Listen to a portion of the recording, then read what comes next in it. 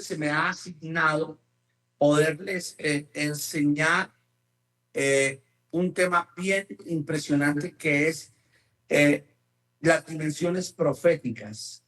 ¿Qué diferencias hay entre el profeta del Antiguo Testamento con el profeta del Nuevo Testamento?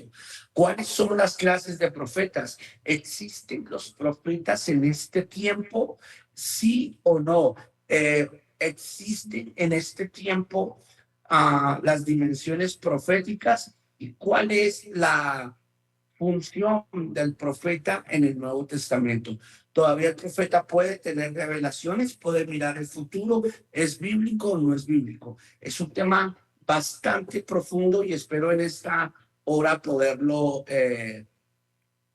desmenuzar poco a poco para que usted pueda tener unas muy buenas revelaciones de la palabra de Dios. Ok, yo estoy aquí cuadrando mi celular que tengamos un tipo de formación que usted pueda recibir. Ok, permítame aquí. ¿Me alcanzan a ver bien? Sí, de pronto se pueda filtrar un poquito de sonido externo de la calle, entonces no se preocupen. Ustedes saben, luchamos a veces contra los vecinos que ponen su música y cosas así, pero aquí estamos. ¿Listo? ¿Me están escuchando bien?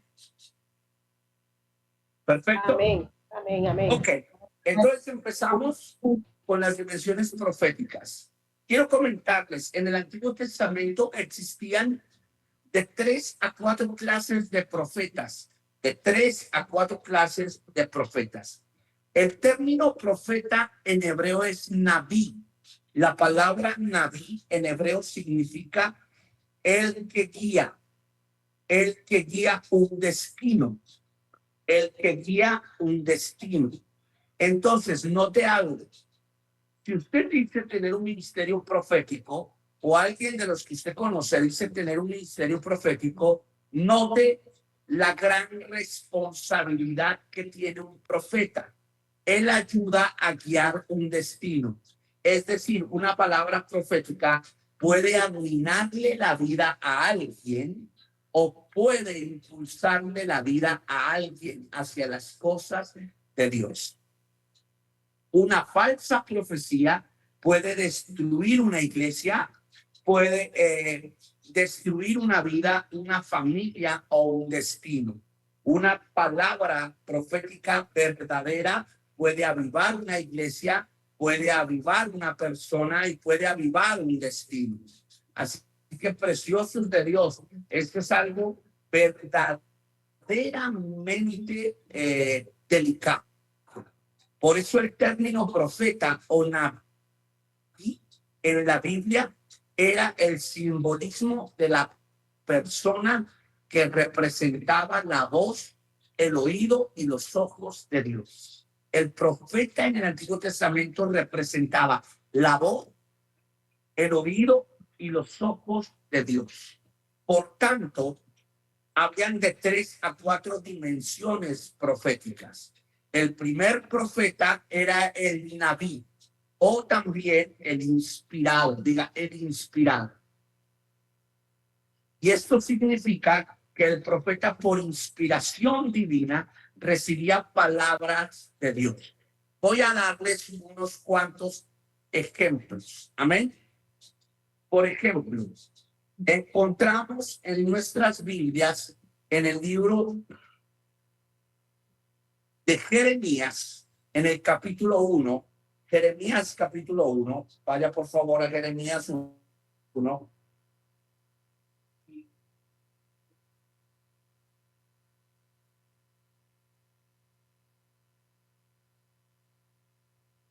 Jeremías capítulo 1.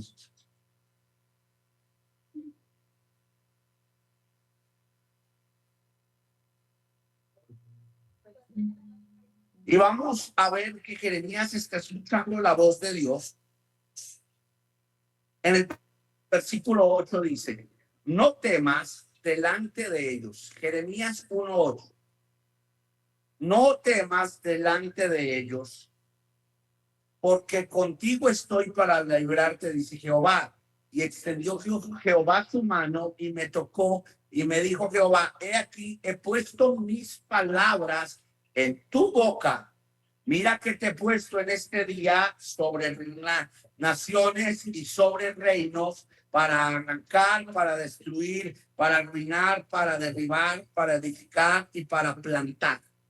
Y esto es bien interesante. Verso 11, versículo 11 dice, la palabra de Jehová vino a mí diciendo, ¿qué ves tú, Jeremías? Y dije, veo una vara de almendros. Note algo, aquí Jeremías es inspirado y dice, vino la palabra de Dios a mí, o sea, lo inspiró para hablarla, pero también le dio una visión.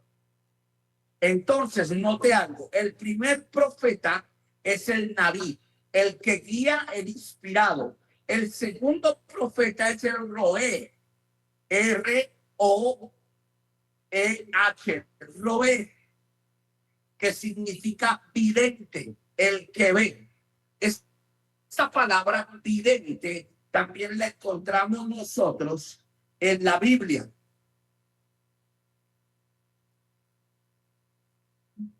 ¿En dónde la encontramos? En Primera de Samuel, capítulo 9, verso 9. Amén.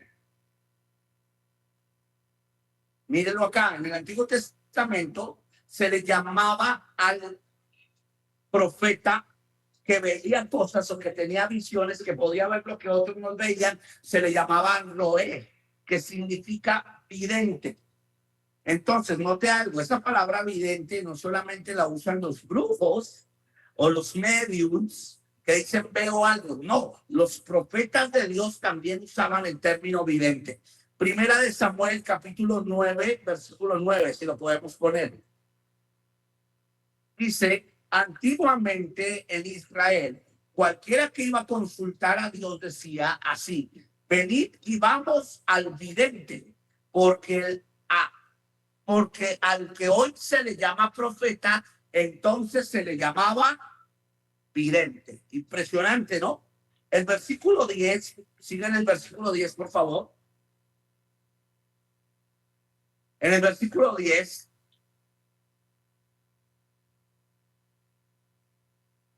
por favor, versículo 10 dice, dijo entonces Saúl a su criado, dices bien, anda, vamos. Y fueron a la ciudad donde estaba el varón de Dios. Verso 11.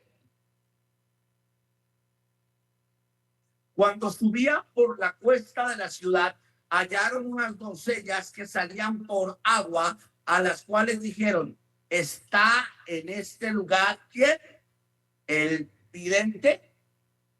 Entonces, nuevamente volvemos a encontrar la palabra vidente en el verso 18 del mismo capítulo. Vamos al verso 18. Dice, acercándose pues Saúl a Samuel en medio de la puerta, le dijo, te ruego que me enseñes dónde está la casa del vidente, del roé. En el verso 19, en el mismo verso 19 dice, y Samuel respondió a Saúl diciendo, yo soy el vidente. Mire esto, sube delante de mí al lugar alto y come hoy conmigo, y por la mañana te despacharé y te descubriré todo lo que está en tu corazón. O sea que en el Antiguo Testamento, un varón de Dios, un profeta era Noé porque podía ver lo que otros no ven.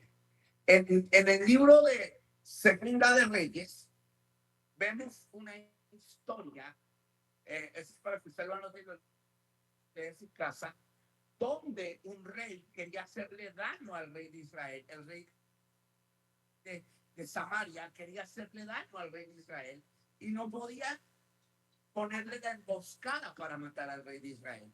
Y él pregunta, ¿quién le está contando al rey de Israel? ¿Por qué? Porque siempre que el rey de Samaria le ponía una trampa al rey de Israel para matarle en el camino, el rey de Israel cogía por otro camino.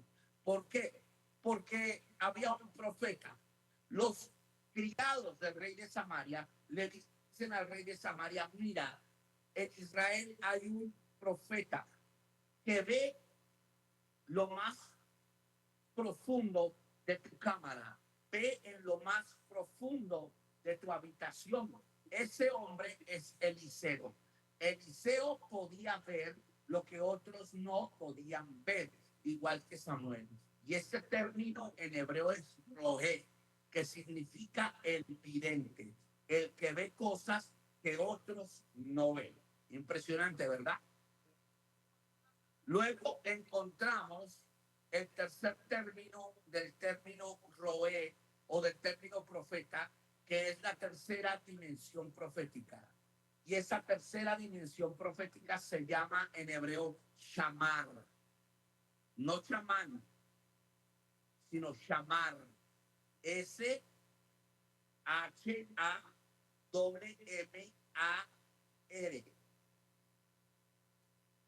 Shamar, shamar, que significa el que cuida, el que guarda.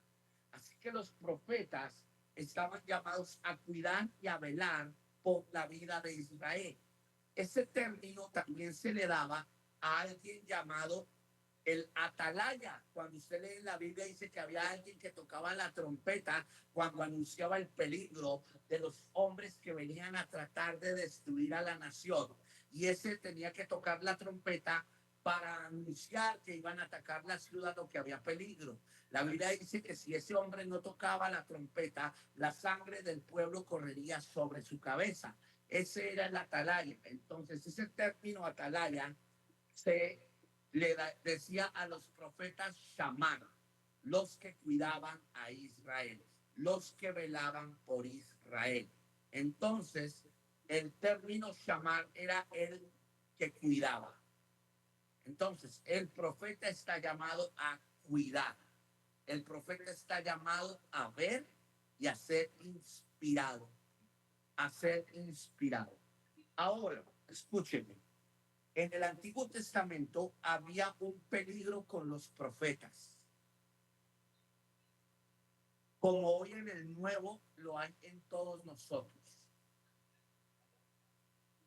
La lashon. Diga conmigo, lashon. L-A-S-H-O-N. Lashon. Lashon. Ese término en hebreo, lashon, es la lengua. La lengua. Y había un término que había que cuidarse en Israel para el profeta. Se llamaba la lashon hara. H-A-J-A. Lashon hara. De nuevo, H-A-J-R-A.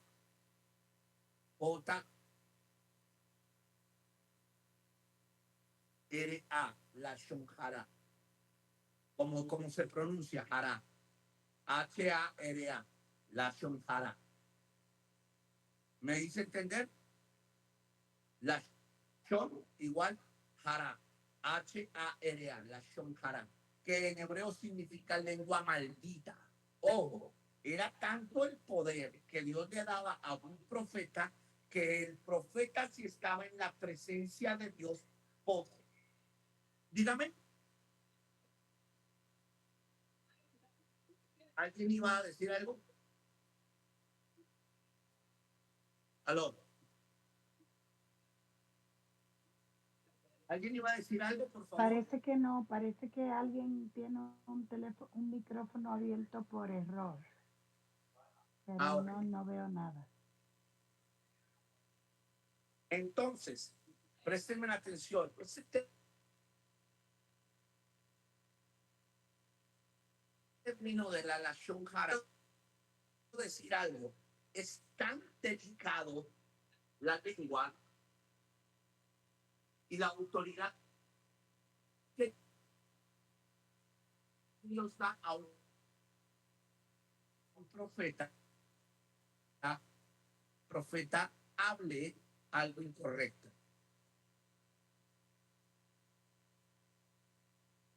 ¿Cómo? Ya en Egipto empezó siendo profeta.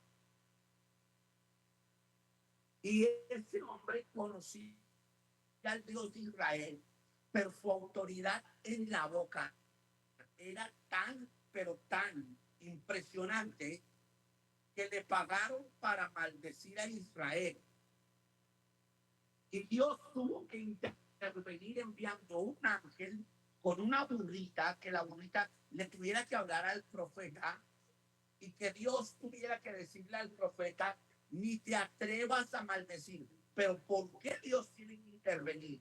Porque cuando Dios da una autoridad en la boca de alguien, esa palabra es peligrosa. Por eso, escúcheme, en el Antiguo Testamento, un profeta podía cerrar los cielos con su palabra. Atentamente, Elías. Podía hacer que un oso devorara a la gente. Atentamente, Eliseo. Pero podría causar una maldición sobre una nación completa. Atentamente, Balaam. Y en el Nuevo Testamento, aunque ya no hay esa dimensión tan absoluta, una palabra sí puede frustrar a alguien, robarle el ministerio a alguien, desanimar a alguien, torcer a alguien o incluso llevar a alguien a un estado de depresión, soberbia o altivez.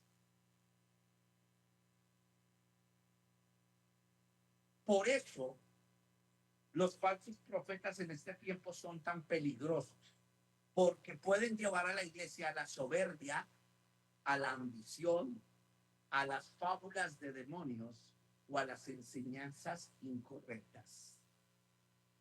Entonces, en el Antiguo Testamento, el profeta era quien guiaba el destino de una persona. En el Nuevo Testamento cambió. Pregúnteme por qué. ¿Por qué? Porque ya el profeta no es quien quiere. Ya el profeta no es quien diga el destino. El profeta es quien ayuda a guiarlo. Ya no es quien lo guía, es quien ayuda a guiarlo. ¿Por qué? Porque ahora la iglesia tiene el mayor profeta de todos los profetas, el Espíritu Santo. Y la palabra profética más segura, la palabra de Dios.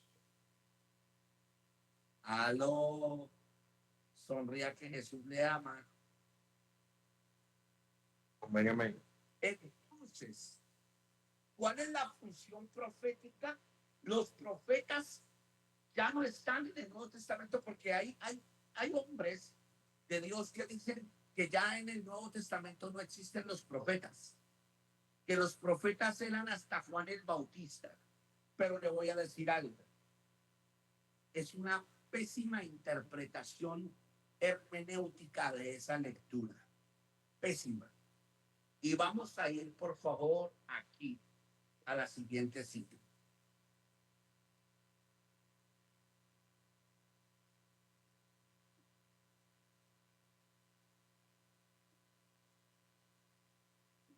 Ok, vaya conmigo por favor al libro de Mateo, capítulo 11, versículo 12. Mateo 11, 12.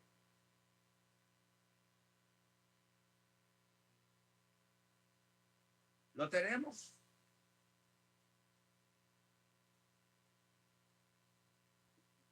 Amén. Desde los días de Juan el Bautista hasta ahora el reino de los cielos sufre violencia y los violentos lo arrebatan. Desde los días de Juan el Bautista. Ojo aquí. Quiero mostrarle algo. Aquí muchos dicen que el último profeta fue Juan el Bautista y que ya no hay más profetas, porque desde el día de Juan el Bautista el reino de los cielos sufre violencia y que el último profeta en la historia fue Juan el Bautista. Amén. Voy a buscar aquí otra cita todavía más diciente. Permítanme.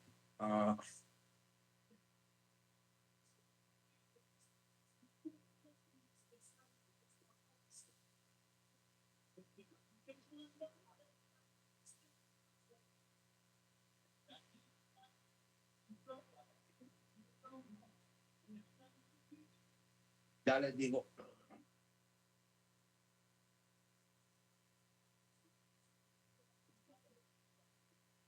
Ok, permíteme.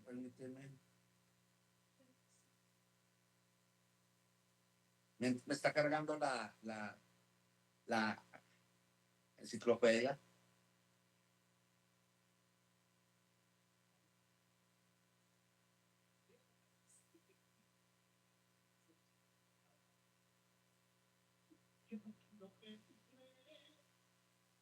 Permíteme aquí, a ver si lo busco por acá. Permíteme un momentico, voy a girar un momentico mi cámara, un momentico, porque se me salió de aquí a mi enciclopedia, pero ya vamos aquí a buscarle la cita.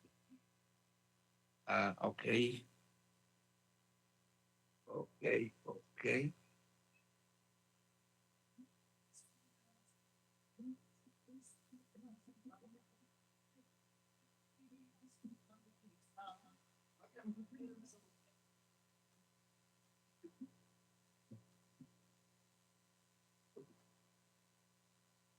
Lucas 16:16, por favor. Lucas 16:16. Ya otra vez giré mi pantalla para volvernos a ver aquí. Ok. Lucas 16:16. Ya. Vaya conmigo a Lucas 16:16.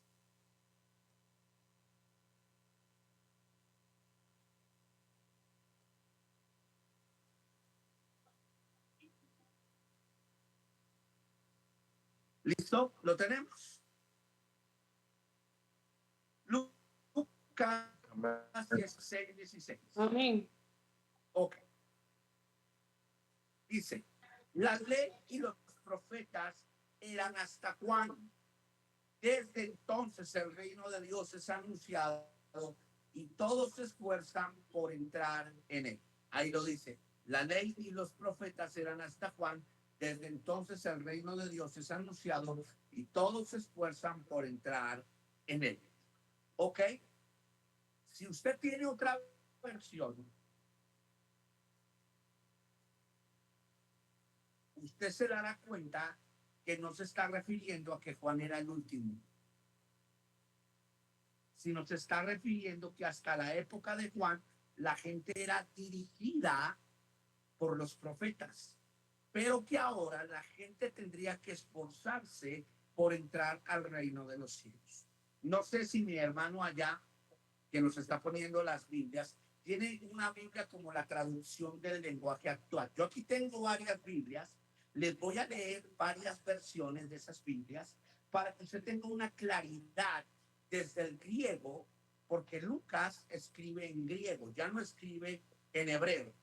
Lucas escribe con un pensamiento griego, con un pensamiento, y dice aquí, en la traducción del lenguaje actual, hasta la época de Juan el Bautista, mire, hasta la época de Juan el Bautista, la gente ha tenido que obedecer la ley y la enseñanza de los profetas. Se estaba diciendo, ahorita todo el centro de lo que usted ha visto son los profetas. Desde entonces, o sea, desde ahora, desde que Jesús se manifestó, se anuncian las buenas noticias del reino de Dios y todos luchan por entrar en él. O sea que aquí que estaba diciendo Jesús, que Juan era el último, no, que ya la metodología cambiaría.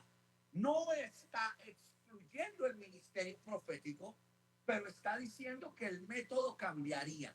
Es decir, que ya no serían los que guiaban directamente, serían ayudadores de la guianza, pero ya no serían los guiadores. Una cosa es guiar directamente y otra cosa es ayudar a guiar. Tienes la guía del cristiano en este tiempo, la palabra y el espíritu. Pero ¿qué hacen los profetas? Guiar a la gente a la palabra y al espíritu. Así que otra versión, como la palabra de Dios para todos, la PDT, una revisión muy buena, dice, Dios siempre, perdón,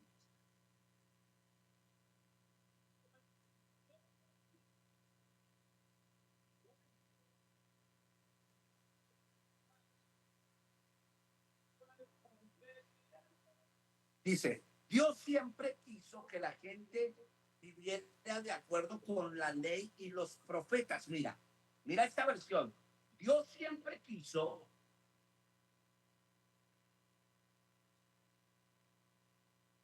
la PDT dice, Dios siempre quiso, palabra de Dios para todos, dice, Dios siempre quiso que la gente viviera de acuerdo con la ley y los profetas.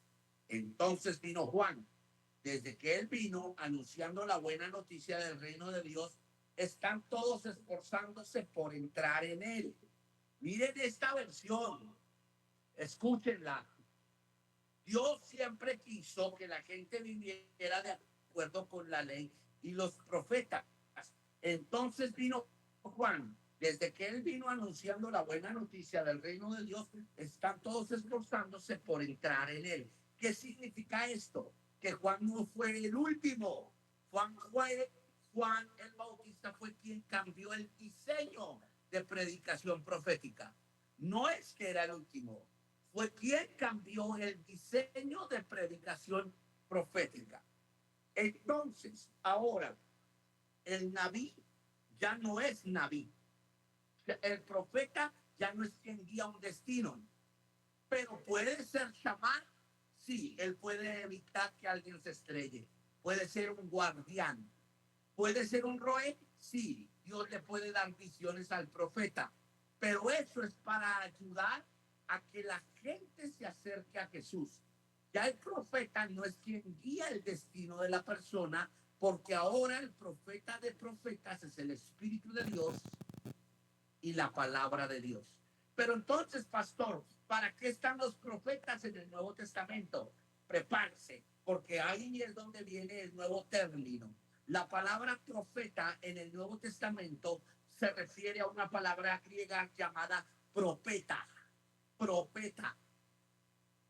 P-R-O, pro, P-H-E-T-H-A, profeta. ¿Cómo suena? Profeta, pero métale la T y la H al final. Profeta. Y esto es bien interesante, porque ese término profeta en griego es quien ve el pasado o presente o futuro de una persona, pero no lo dirige, lo orienta. ¿Cómo, pastor? ¿Cómo, apóstol? ¿Cómo dice eso? Listo, vamos entonces a mostrarles la realidad de lo que es la función profética en el Nuevo Testamento. Abran sus Biblias en Primera de Corintios capítulo 14. Primera de Corintios 14. Primera de Corintios 14. Primera de Corintios 14. Y disculpen por el fondo mundano de atrás de los vecinos, pero estamos luchando contra eso, que el Señor apague ese equipo. Gracias, Señor, me escuchaste. Mi hermano, 1 Corintios Ok. 14. Primera de Corintios 14, 1. Vamos desde el 1, por favor.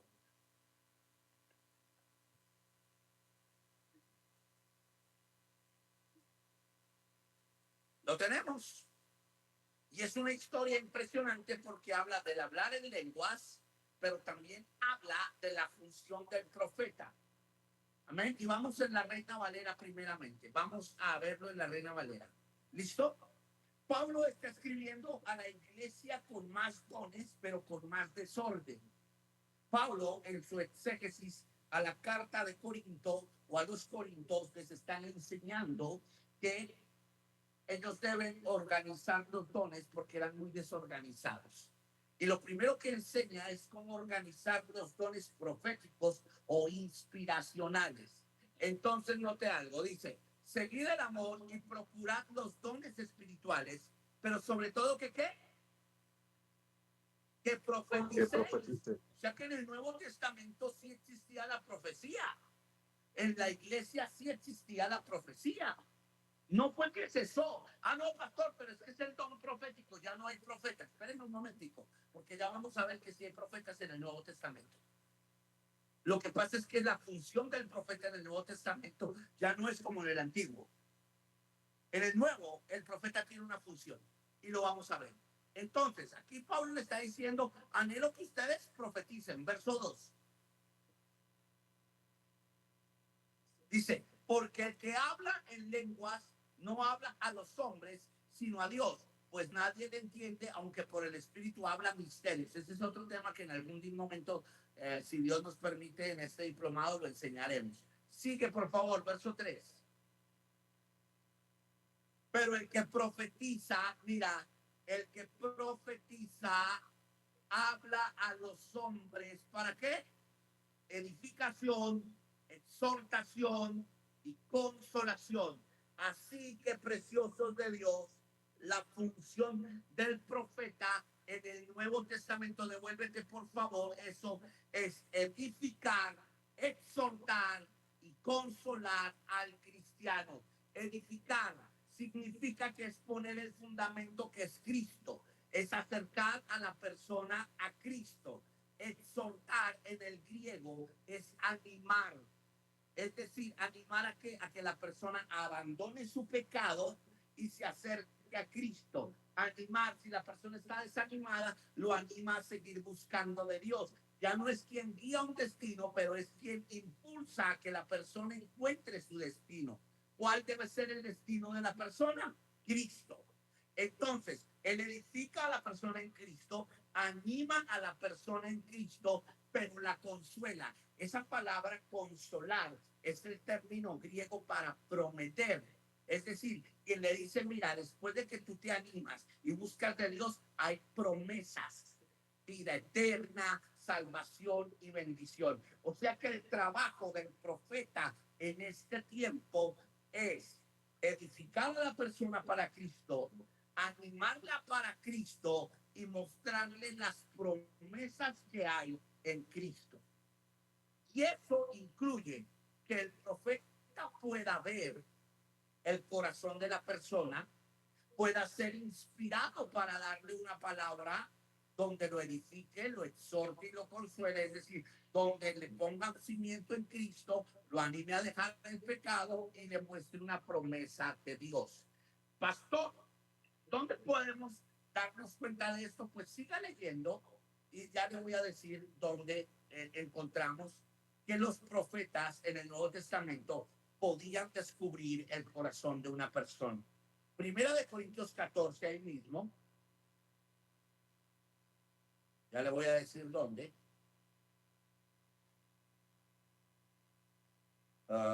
Ok.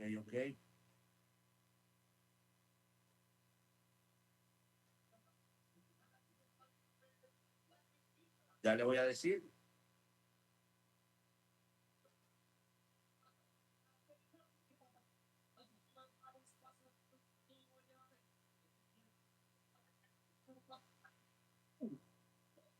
Ok. Estoy buscándolo acá porque es una cita bien estratégica.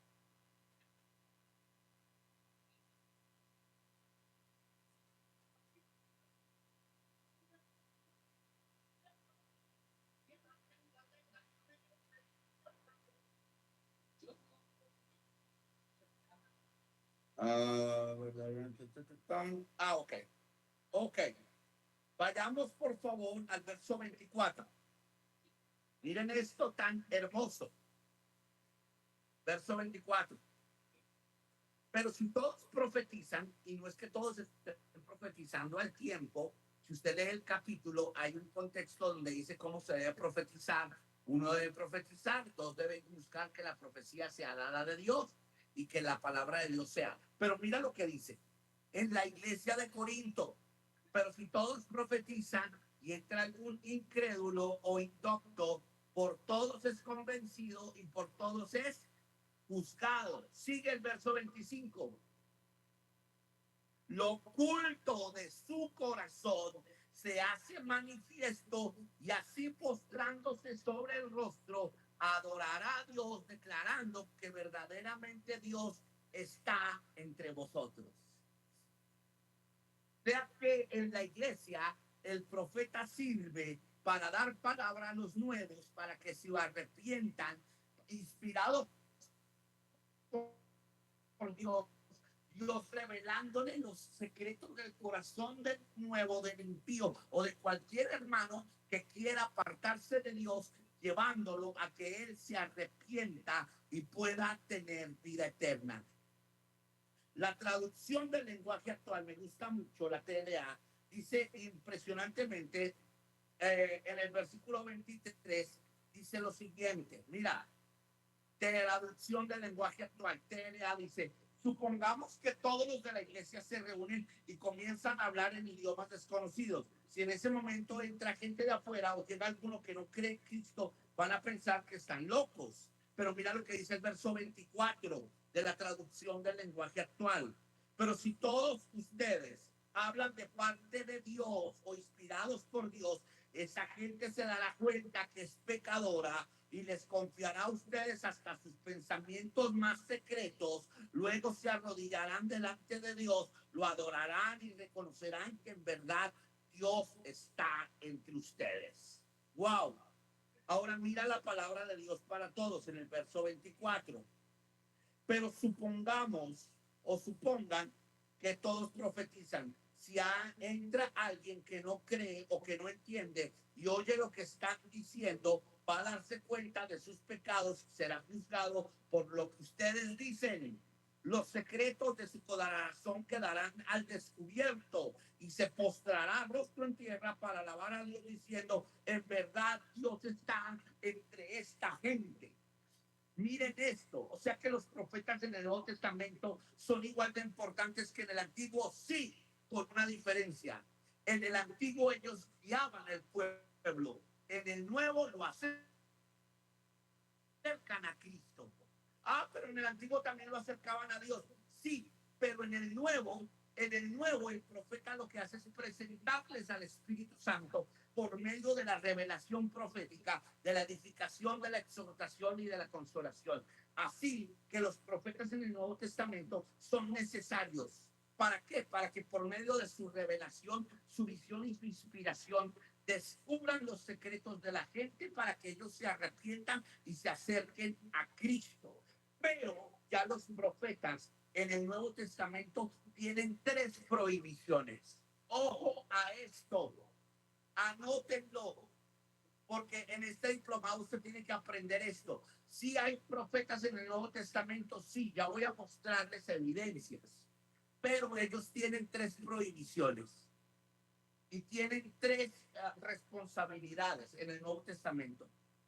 Las 3 prohibiciones del profeta del Nuevo Testamento es que ya no Mi tiene hermano, qué orden de pena. maldecir a nadie.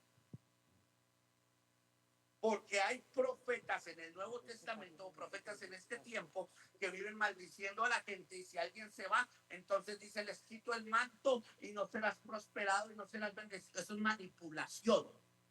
Y un profeta que manipula a la gente es un falso predicador, sea para maldecirla o sea para quitarle plata. Porque hoy en día hay muchos profetas que empiezan, como dice Pedro, con palabras fingidas. Ay, hermano, el Señor me dice que has sufrido, pero si tú quieres recuperar tu empresa, entonces tienes que bendecir al profeta con 1,000,000. O Dios te dice que dé 100,000 para que Dios le dé 10,000. Son ladrones del evangelio, son estafadores. Si usted hace eso, arrepiéntase, hermano, y en este diplomado aprenda de verdad a ser un profeta. Si Perdón, no le Pastor gusta, David, que lo interrumpa. pues lo siento, yo estoy llamado aquí como director de Reino Valera a decirles la verdad. Si usted va a una iglesia de esas, corra por su vida, porque no está en un lugar que lo lleva a Cristo, está en una cueva de ladrones. Si usted escucha ese tipo de predicadores, usted será como ellos.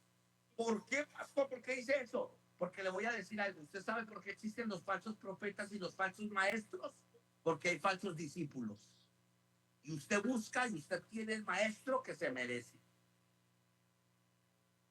Así que el verdadero hombre de Dios te va a llevar a Cristo.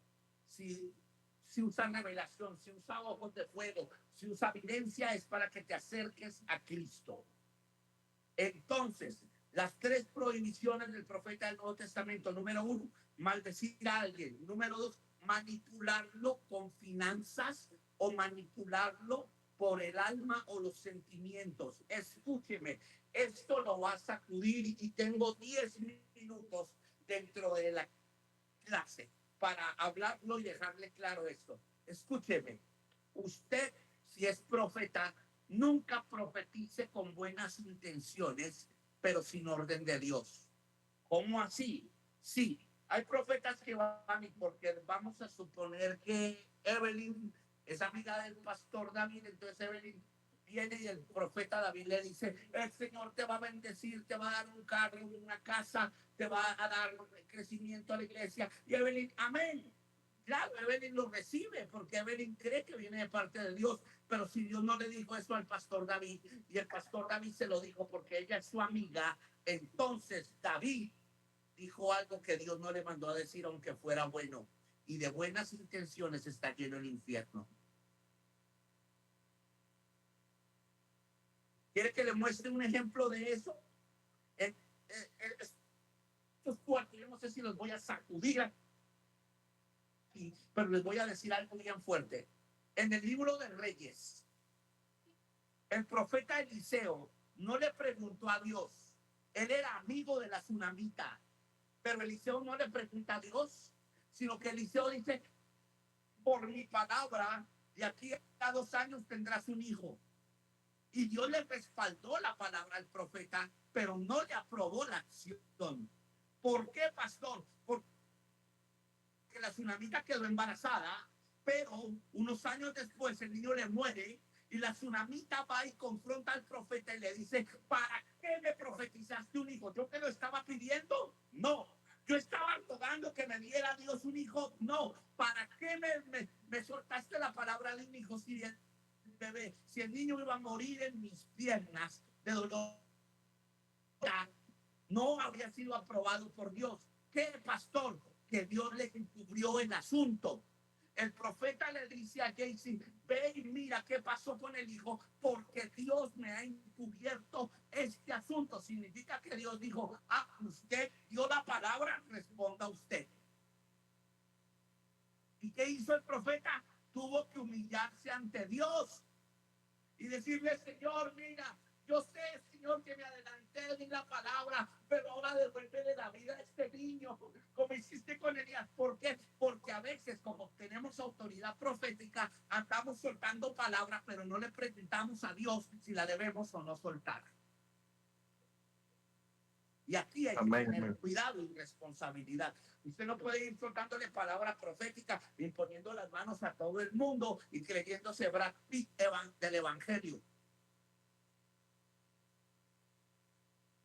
Usted tiene que ser serio en su ministerio, tener ética. No es que el pastor es mi amigo, por más amigo que sea, resérvesela. Si Dios no le manda, no hable. Porque muchos hablan en nombre de Dios y lo que más Dios va a castigar es que Dios le va a decir a los hombres, venga, el día del juicio, usted dijo que yo había dicho qué. Usted les dijo a ellos que yo había mandado decirles algo cuando yo nunca hablé de eso. Y dice, de toda palabra ociosa darán cuenta los hombres. A veces los profetas son ociosos, sueltan palabras buscando aprobación y buscando recursos. Dios prohíbe que el profeta maldiga o que el profeta manipule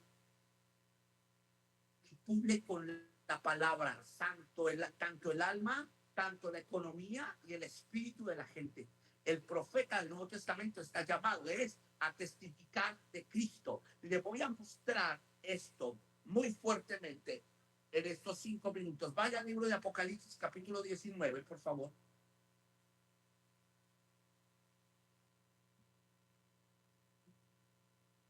Ya le doy la cita.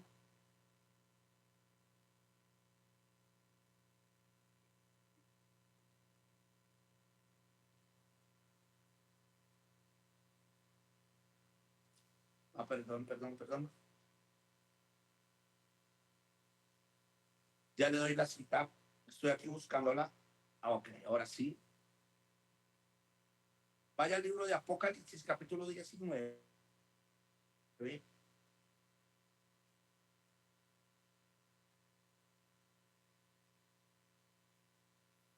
Verso 10. Apocalipsis 19:10 en Reina Valera. Mira lo que dice Apocalipsis 19:10 en Reina Valera. Dice, yo me postré a sus pies para adorarle. Juan iba a adorar al ángel, pero el ángel le dijo, mira, no lo hagas. Yo soy consiervo tuyo y de tus hermanos que retienen el testimonio de Jesús. Adora a Dios, porque el testimonio de Jesús es el espíritu de la profecía. ¿Qué significa esto? Que todo profeta tiene que testificar a Jesús. Dejen de usar la profecía para manipular, para sacar dinero, para tratar de ganar adeptos, de que los inviten a otros países, a otras iglesias. No, el verdadero profeta de Dios, si Dios le muestra, le da una visión o una revelación, es para que la gente se acerque a Jesús. Así que la segunda prohibición del profeta es la manipulación. Y la tercera prohibición del profeta en el Nuevo Testamento es anunciar nuevas revelaciones fuera de la Biblia. Ojo, eso está prohibido. Un profeta que anuncia nuevas revelaciones fuera de la Biblia se convierte en brujo o hechicero o adivino. ¿Por qué? Porque toda revelación profética, toda dimensión profética debe estar sujeto a las escrituras, porque las escrituras son las que dan testimonio de que tu profecía es verdadera y está acercando a la gente a Jesús. Se los explico. Ay Dios, ¿será que me meto en problemas? Me meto en problemas. Hoy en día hay profetas que le dicen a usted, esto le dice el Señor. Mire, por ahí cogió una falsa profeta. Esto le dice el Señor. Su marido no se quiere arrepentir. Coja una gallina, córtele la cresta y cocínela y déle el caldito de la cresta. Eso es brujería. Y dicen que Dios les dijo. Y dicen que Dios les dijo, hechiceros, que se volvieron fetichistas, manipuladores. Dios mío. Cualquier cosa fuera de la Biblia es abominación, es hechicería. No, es que Dios me dijo que muchos profetas, me voy a meter en problemas. Unos dicen que son profetas y no se sujetan a nadie. ¿Cómo Dios le va a hablar a alguien que ni siquiera se congrega, se sujeta o ayuna o ora?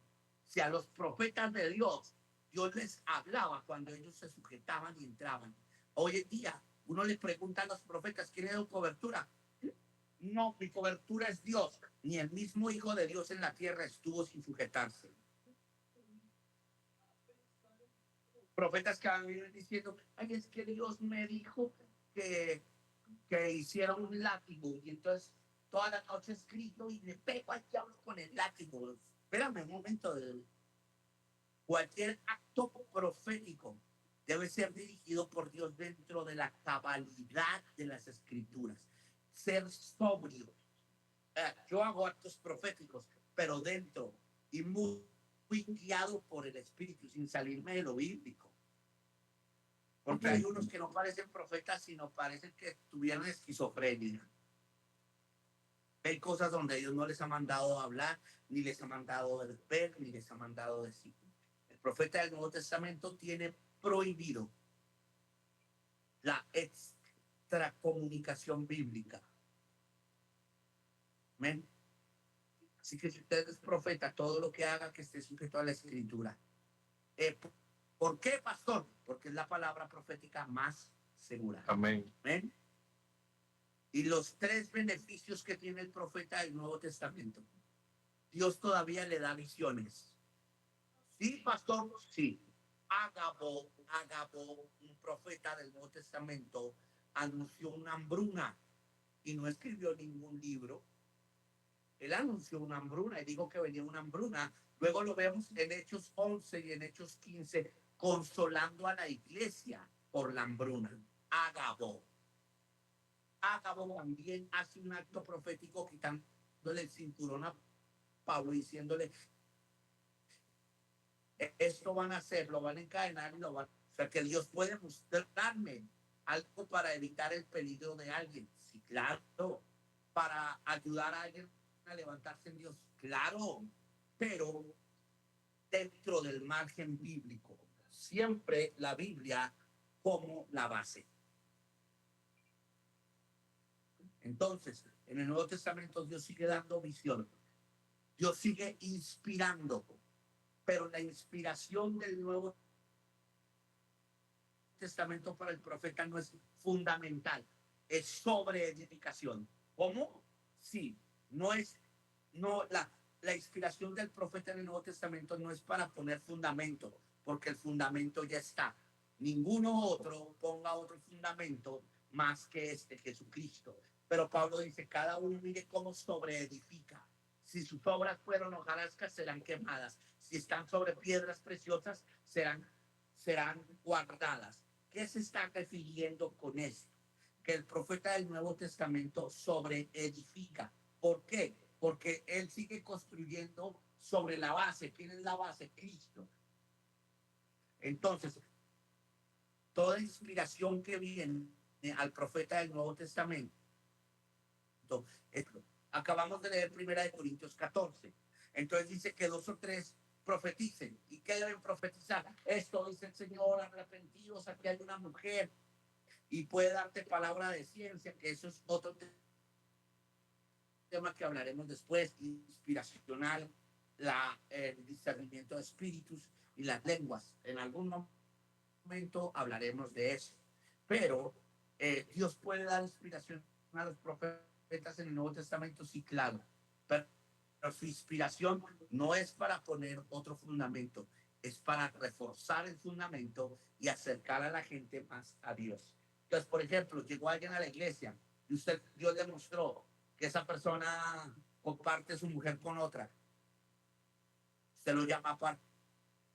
Le dice, mira, Dios me mostró, apártate, no adulteres, se acerca a Jesús. ¿Por qué? Porque dice, eso no lo sabía nadie, solo lo sabía yo, pero Dios se lo reveló a usted. Y entonces usted le dice, apártate y busca de Jesús. Eso es la inspiración. Eso es la visión del Nuevo Testamento. Y lo tercero es que Dios todavía usa con poder a los profetas. Sí. Acuérdate que en Hechos 13 habían maestros y profetas y habló el Espíritu Santo y pusieron las manos sobre Saulo y Bernabé. Hechos 13, 1, 2 y 3. Y los enviaron para que llevaran la obra. O sea que los profetas también comisionan, también delegan autoridad en el Nuevo Testamento. Espero, preciosos de Dios, que les haya gustado la clase y hayamos aprendido algo. Excelente. Amén, amén. Muchas gracias, apóstol. Muchas gracias. ¿Cómo Nos les gustó pareció? tanto que se acabó.